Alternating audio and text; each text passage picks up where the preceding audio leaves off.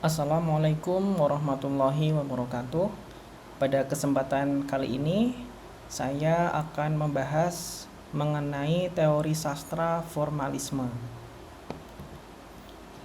Jadi, teori sastra formalisme merupakan bagian dari teori objektif. Teori objektif merupakan teori yang fokus pada isi karya sastra itu sendiri.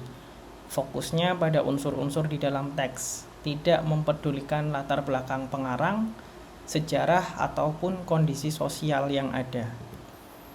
Teori formalisme adalah teori yang pusat perhatiannya pada bentuk karya sastra, mengutamakan cara bercerita, bukan isi ceritanya. Tujuannya untuk menemukan apa yang membuat sebuah teks itu bisa disebut sebagai sastra.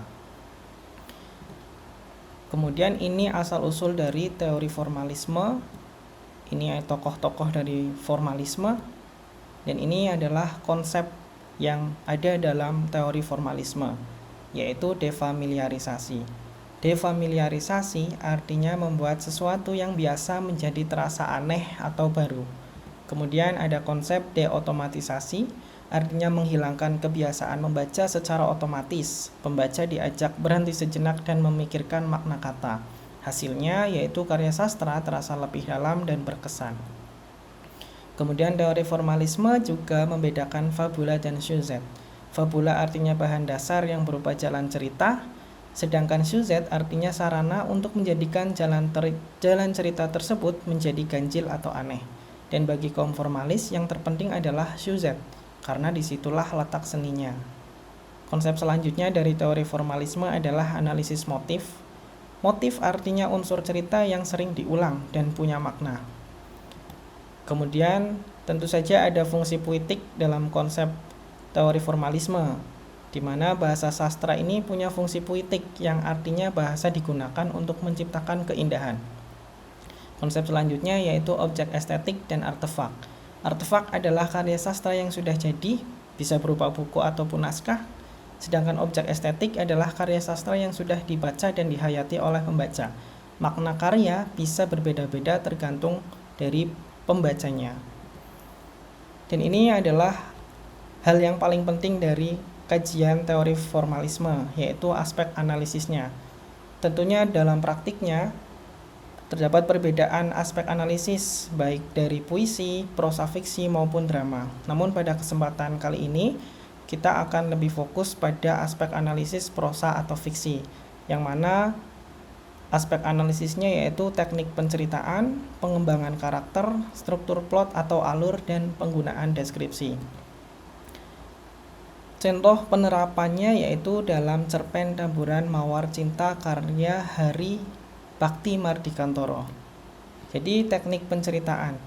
Cerpen Taburan Mawar Cinta itu menggunakan sudut pandang orang pertama tunggal melalui tokoh aku, seorang ayah yang kehilangan anak perempuannya bernama Tusning, sehingga cerita terasa sangat personal dan emosional.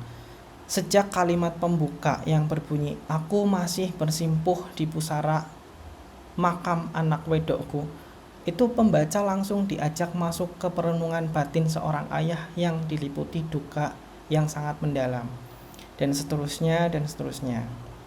Itu merupakan teknik penceritaan yang terdapat dalam cerpen Taburan Mawar Cinta. Kemudian aspek yang kedua yaitu pengembangan karakter.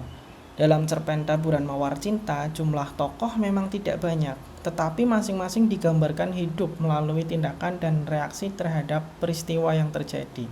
Tokoh utama, yaitu ayah, itu ditampilkan sebagai sosok penyayang, penyabar, dan bertanggung jawab melalui tindakan sederhana seperti mencium kening anaknya, dan sebagainya, dan sebagainya. Kemudian aspek yang ketiga dari cerpen Taburan Mawar Cinta yaitu struktur plot atau alur. Struktur alur cerpen Taburan Mawar Cinta ini menggunakan alur campuran dengan memadukan waktu kini yaitu di makam dan waktu lampau berupa kenangan saat anaknya masih hidup. Kemudian aspek yang keempat yaitu penggunaan deskripsi. Cerpen Taburan Mawar Cinta membangun emosi melalui deskripsi suasana, gerak kecil, dan benda yang dipilih secara sadar, sehingga pembaca merasakan perasaan tokoh tanpa penjelasan yang panjang. Dan ini merupakan 4 aspek analisis teori formalisme dalam prosa atau fiksi, dalam hal ini yaitu cerpen. Dari pemaparan yang sudah saya sampaikan, simpulannya adalah teori formalisme memandang karya sastra sebagai karya yang dapat dipahami melalui unsur-unsur yang ada di dalamnya.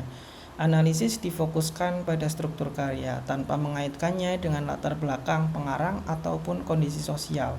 Konsep-konsep seperti defamiliarisasi, pembedaan fabula dan syuzet, motif, serta fungsi puitik itu digunakan untuk menunjukkan bagaimana keindahan dan keunikan karya sastra itu dibentuk. Dan dengan pendekatan ini, makna karya sastra muncul dari bentuk dan teknik penyajiannya, sehingga karya sastra bisa dipahami sebagai karya yang berdiri sendiri atau otonom. Sekian pemaparan dari saya. Terima kasih atas perhatiannya. Wassalamualaikum warahmatullahi wabarakatuh.